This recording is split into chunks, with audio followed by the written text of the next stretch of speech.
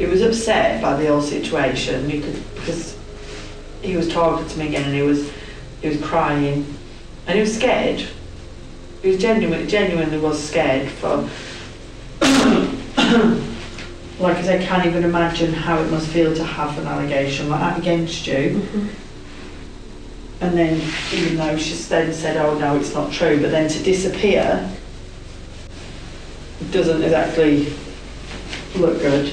At 11:23 a.m. on a warm July morning, a teenager named Bernadette Walker got into a car with a man she called Dad, but she wouldn't be seen again. For the next 91 minutes, that man's phone would go completely dark. No calls, no text messages, no GPS tracking, nothing. When his signal came back, the very first thing he did was call Bernadette's mother. That call lasted 9 minutes, and whatever was said during that time, it sparked a cover-up that would unravel into one of the most disturbing cases in modern British history. But this case isn't just about what happened in those 91 minutes. This is about what happened in the months and years beforehand. Because Bernadette had told someone what was happening to her. She had written it down. She had begged to be believed. However, she was not. And by the time people started listening,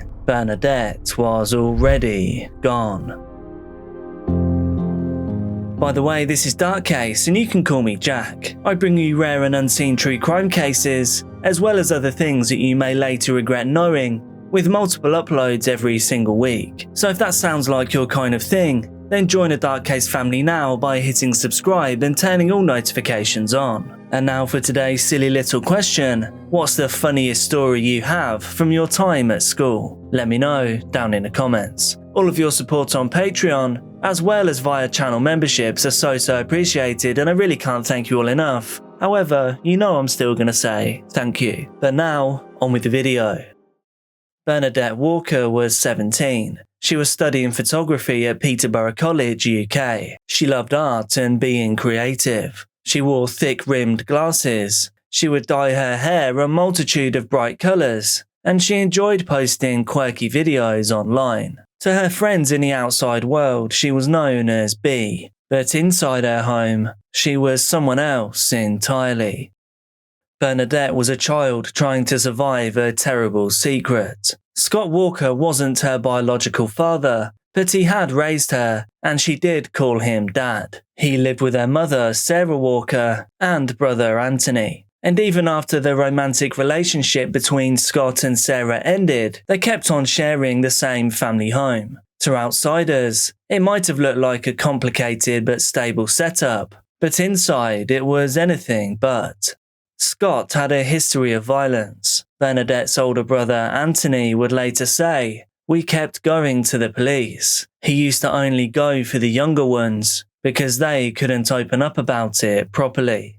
Anthony recalled being punched in the stomach, and he also said that he saw Scott slash his mother's arm using a sharp implement from the kitchen, and he did this in front of him. Another time he said he walked in on Scott pressing a pillow over a baby's face. I mean, what the fuck?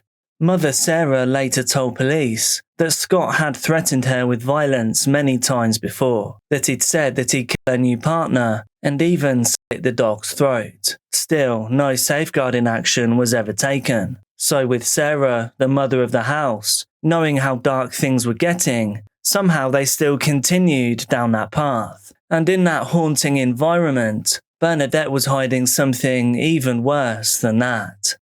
I just want to double down on exactly what it was like in that family home, just to look a little further into the dynamics, and also at how that family came to be what it was. Sarah Walker was a mother of 6. There were 4 children from a previous relationship, and then 2 more that she would later have with Scott Walker. As we know, Scott wasn't Bernadette's biological father. She was known as Bernadette Padley for the first few years of her life. Scott met Sarah while still in a relationship with another woman. She was called Jill and was the mother of his sons. According to Jill, their relationship didn't actually end. It was just replaced. So Sarah started out as the other woman. Jill told police that Scott's relationship with Sarah began as an affair, and then not long after he actually left Jill, Sarah fell pregnant. And then came another child. Eventually, all 8 of them, Scott, Sarah and the 6 children, including Anthony and Bernadette, were all living under one roof. And this relationship that started with betrayal didn't get any better. Scott was controlling from the very beginning. Ex-partner Jill said that Scott could be charming in public, but cruel in private. And it didn't take long for that cruelty to surface inside Sarah's home. Sarah's relationship with Scott wasn't stable either. They would break up, get back together, and then split again. And even when Sarah started dating someone new, Scott still stayed in that house. He just refused to leave. Anthony said the family was desperate to get him out. However, Scott had locked himself into every aspect of their lives.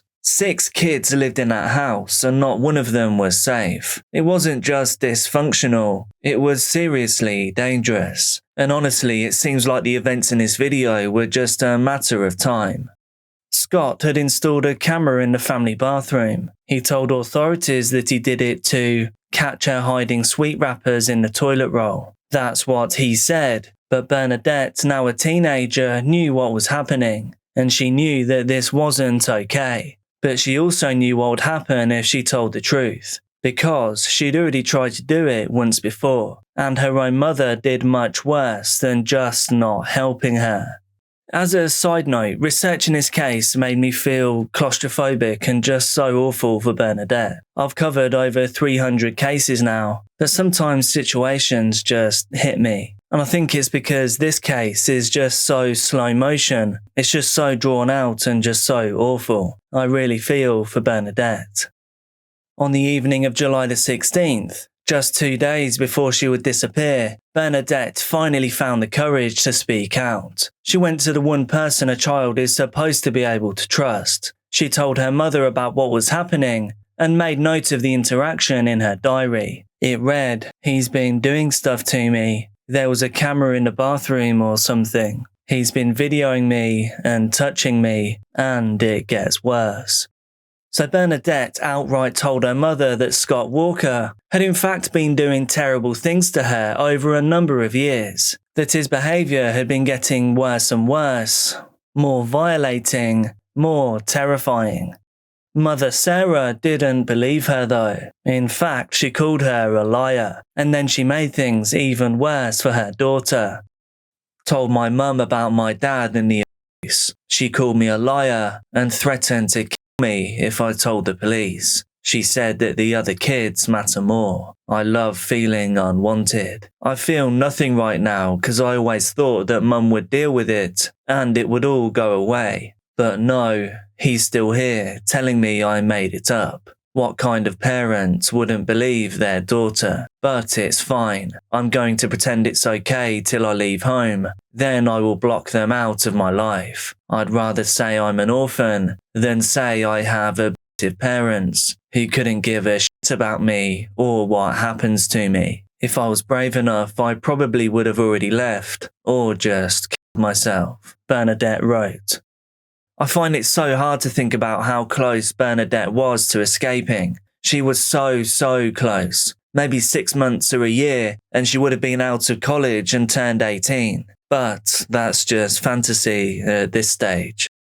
That diary is the most devastating piece of evidence in this case. It was a catalogue of heartbreaking words. And although those words were being shared privately, Bernadette had still been hoping desperately for someone to come and help her. Sarah later told the police that the allegations didn't make sense, that things didn't add up. She insisted that Bernadette was probably lying to try and get Scott out of the house so that her new boyfriend could move in. But it was clear from Bernadette's writing that she wasn't lying. This was a heartbroken teenager, someone who was scared. And of course, remember, this was written in a private diary, so why would she write anything other than the truth? It's hard to explain your way out of that one. I found this video that Sarah posted of her and Bernadette just months before the events of this video. It really grinds my gears when people do stuff like this. She was sharing videos on social media that made it look like she was a good mum, like she was friends with her daughter, but in reality, we know she was just a trash mother. It's a video. I'm actually going to bath when I get off this. Whilst I was editing this video, I became aware that Scott and Sarah made TikToks, and I've tried to track them down, but all I can find are these two screenshots. So it seems that they both projected a very different image, in contrast to reality. Gross, but back to the timeline. That night after the confession, after the cry for help, Sarah sent Bernadette to stay at Scott's parents' home. This was to be a cooling off period, as she called it, but in reality, Bernadette had just told her mother that Scott had abused her over a number of years. She had been dismissed, threatened, and then sent away. She arrived at the house tired, scared, and crying. Julie Walker, Scott's mother, was the one who opened the door that night, and she remembered Bernadette trembling.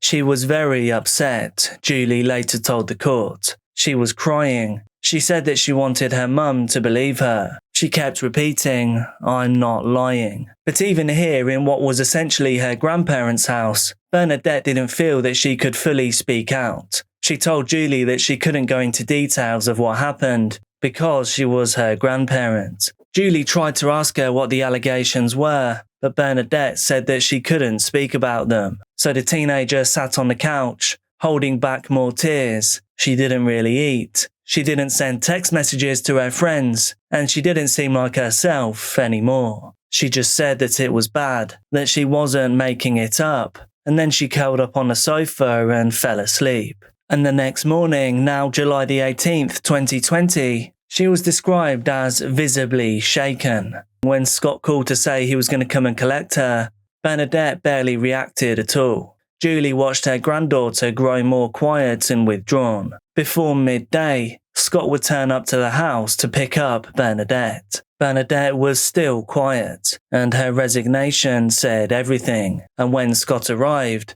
Bernadette followed him silently out of the door. She was now a version of herself that nobody had seen before. Julie would later say that the atmosphere changed the second that Scott walked in. She said the air seemed heavier, that Bernadette didn't speak, that she didn't try to delay leaving, that she just left quietly. And this would be the last time that anyone, other than Scott, would ever see her again.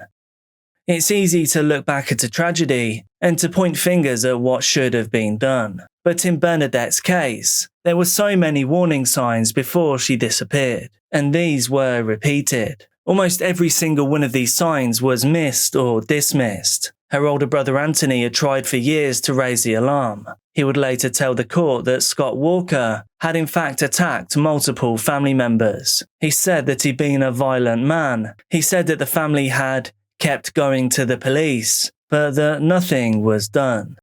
In fact, Scott had a criminal history. He'd been convicted of harassment in 2002. He was cautioned in 2008 for violating a non-molestation order. He was even arrested in 2012 for allegedly assaulting a boy. This prompted a social services investigation. In spite of all of this, Cambridgeshire Constabulary later said none of these records raised safeguarding concerns. Peterborough City Council admitted that there had been involvement with the family between 2010 and 2013, but that they wouldn't comment any further. Brother Anthony backed up the sentiment found in Bernadette's diary. He described it as a household of fear, and let's not forget how he reportedly placed a pillow over a baby's face twice, and still, somehow, no real protection was put in place for anyone. When Bernadette made her disclosure to her mother on July the 16th, she was failed once again in the worst way. Her mother's reaction was just absolutely vile, and when she went missing on July the 18th, it took 3 full days before anyone even reported it. Sarah just waited and waited. She didn't call the police until the 21st of July, and when she finally did, she played down the situation. She mentioned that Bernadette had made allegations against Scott, but said her daughter had later admitted that she was telling lies. This is that initial phone call. Cambridgeshire Police, how can we help? Hiya, it's Mrs. Walker. I'm just ringing to report my 17-year-old daughter missing. Okay, I'll get a report for you there. How long has she been missing? Well, She ran away on Saturday lunchtime, but I knew where she was until she started messaging like 1 a.m. Yesterday morning. Right. So she stopped messaging 1 a.m. yesterday morning. Yeah, and I gave her the day to sort of stew it out a bit because it's not the first time she's done it. Mm-hmm. And then of course I've become aware of the fact that she's not where she told us she was. So obviously that's why I'm phoning now. No, that's fine. What we can do then for you is we can get that raised. Bear with me a second and we'll start raising the missing from home report. So you last saw your daughter physically on the 16th, is that right? Yeah, I saw her on the 16th. No, the 17th. I saw her on the 17th before she went to her grandparents. And then her dad picked her up on the 18th when she sort of jumped out the car and ran off. Okay, so when's the last time either you or Dad see Bernadette?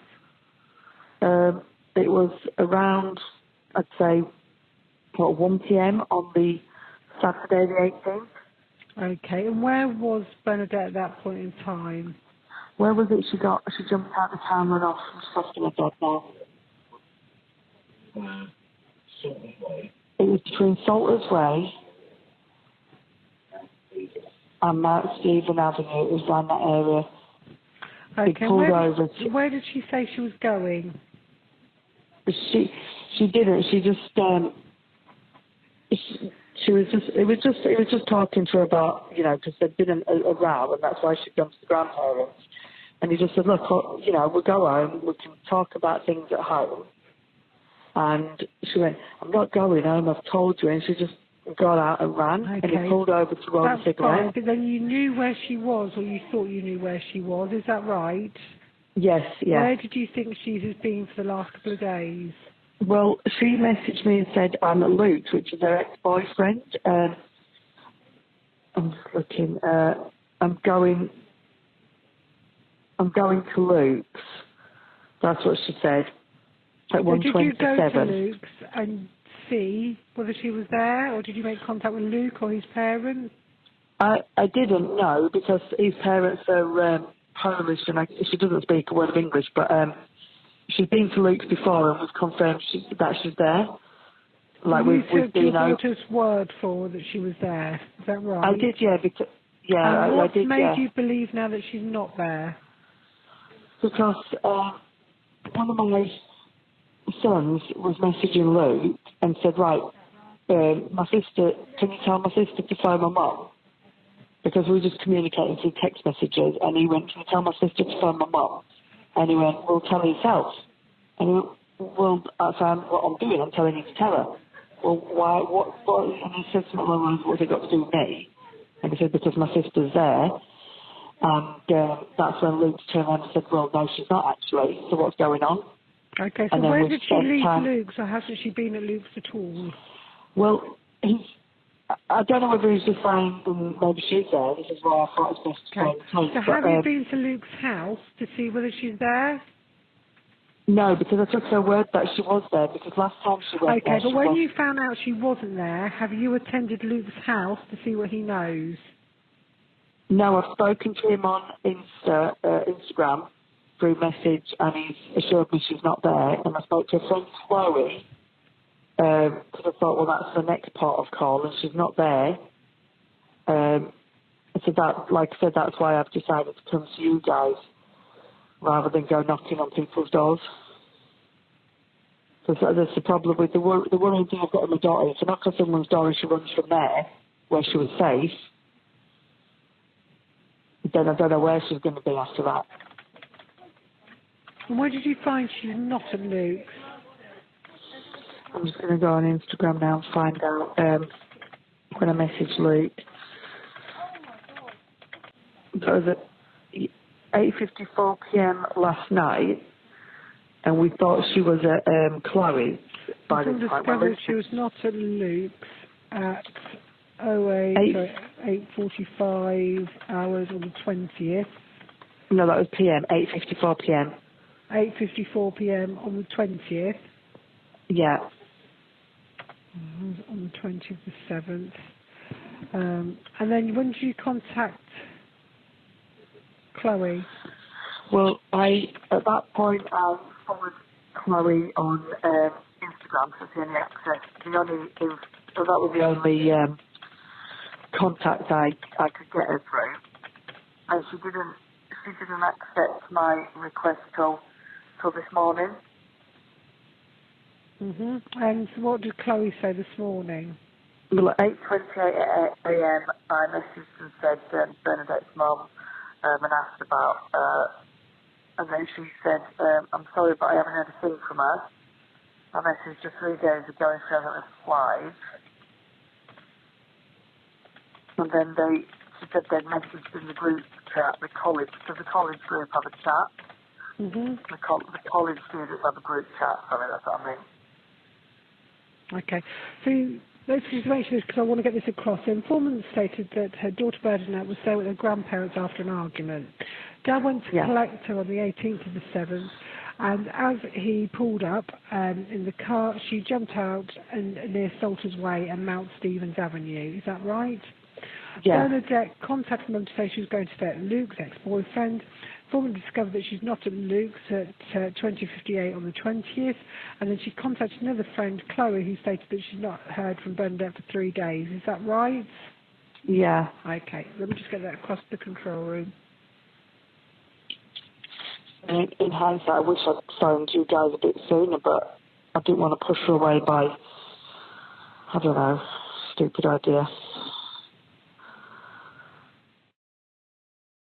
On the final day that Bernadette was seen alive, Scott Walker's phone lost signal at 11:23 a.m. At that time, he was supposedly driving Bernadette home. That was the last confirmed moment that anyone saw her. What happened next is still not officially known, but what we do know is this. For exactly 91 minutes, that's an hour and a half, Scott's phone remained switched off. There were no calls, no location data, nothing. Then at 12:54 p.m, it came back online. The very first thing that Scott did was to call Sarah Walker. That phone call lasted 9 minutes. Prosecutors believe that that was the moment that he told her what he'd done, when he broke the news to the mother that Bernadette was no longer alive. And now they formulated a plan. Sarah's actions after this moment would later support that theory.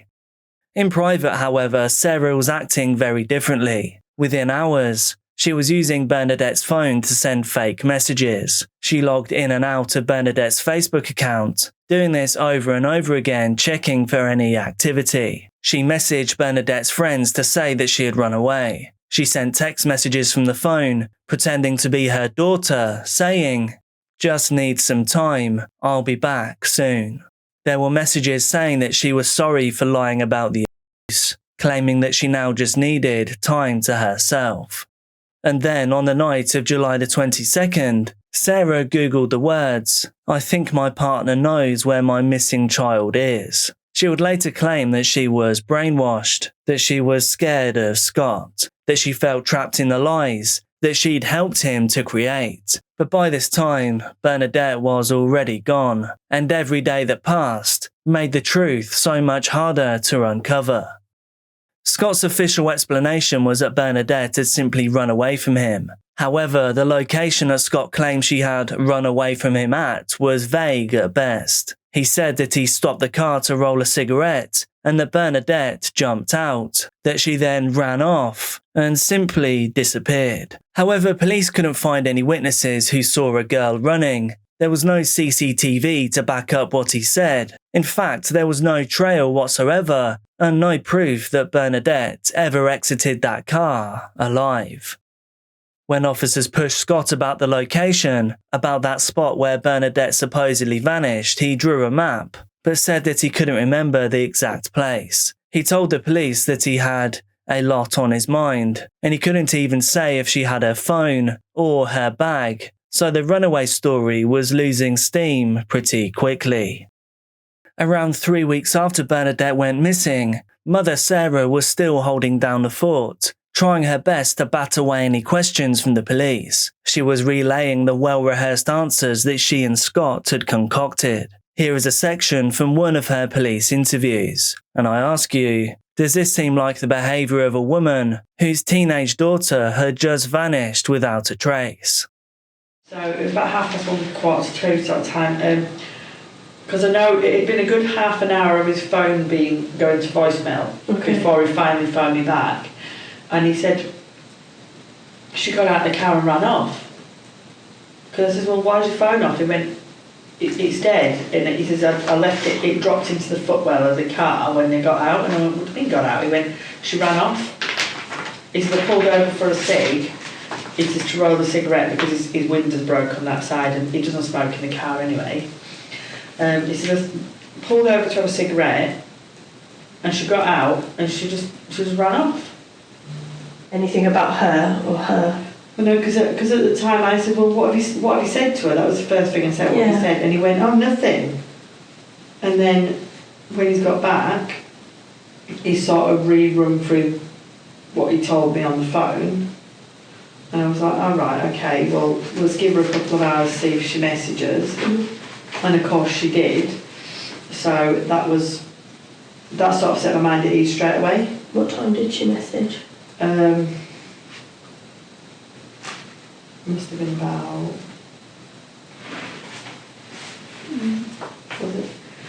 Was it 4 o'clock-ish or something? Yeah, it must have been about 4 o'clock. Because she'd already messaged me to say, can you forgive me or something like that. Oh my God, he's gone. Yeah, mine is dead. I'm stupid. I actually went to delete something off my phone. I was half asleep yesterday. I think it was yesterday, and I went like that and I deleted my whole freaking message thread. And it's really... Deleted your message thread between you and B. And I've absolutely got it because there's on there, she tells me she loves me and things like that. So she left her backpack, so sorry, let's go back. So he pulled over to have a cigarette. He said, been talking to her about the situation. She got out and ran off. Did you say she was upset at all or angry or...? No, because when I've spoken to him since then, he said that she just seemed moody. Like, because he's since told me that he said to me only a few days ago, he said, well, I'll be honest, he says, I did actually ask her why she lied. Mm-hmm. But the thing with him is he won't just go, oh, why did you lie? And then she's like, shrugs her shoulders. Mm-hmm. He'll go on about it and he'll be like, well, no, you don't shrug your shoulders, but why did you lie? And he'll press and press. And I can kind of get why he would ask that question. But I think with it being such a delicate matter, it should have just probably been left for maybe taken to the doctors or counselling or whatever to get to the bottom of. Okay, so when he got home, how was he? What was his... It was alright. He was drained, and I think he was just drained and tired, and he was upset by the whole situation. Because he was talking to me again, and he was crying, and he was scared. He was genuinely was scared for. Like I said, I can't even imagine how it must feel to have an allegation like that against you. Mm-hmm. And then, even though she's then said, oh no, it's not true, but then to disappear doesn't exactly look good. But yeah, he was just scared and he was tired. On the surface, there was a united front to cover up what had happened to Bernadette. But behind the scenes, things seemed to be unraveling. Scott was seen on CCTV, making multiple repeated visits to a lock-up garage in Walton. He also took Sarah with him on at least one late-night trip out into the countryside. This was perhaps to revisit a location from the crime, or maybe to potentially discard of some evidence. Truthfully, we'll never know. When police accessed Bernadette's digital footprint, they noticed that the activity didn't match her usual patterns. The messages sounded off, the voicing was just wrong, kind of mechanical. To make things even worse for Scott and Sarah, investigators would later find Bernadette's rucksack in that lockup that Scott was frequently visiting. And inside that bag sat her diary, her makeup, her phone, sanitary products, Pretty much everything a teenage girl would have taken with her if she had truly run away. And in that diary was a heartbreaking entry. Told my mum about my dad and the abuse. She called me a liar and threatened to kill me if I told the police. That was the moment that enough was enough. It's pure tragedy that while she was alive, Bernadette's words held no power. But now that she was gone, they would finally be taken seriously. Scott Walker was finally arrested for Bernadette's murder and for perverting the course of justice.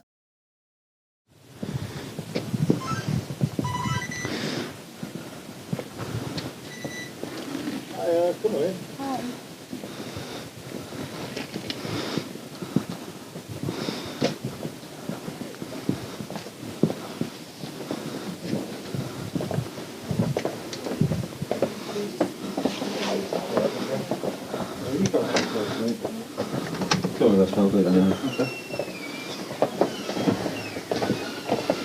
Full force.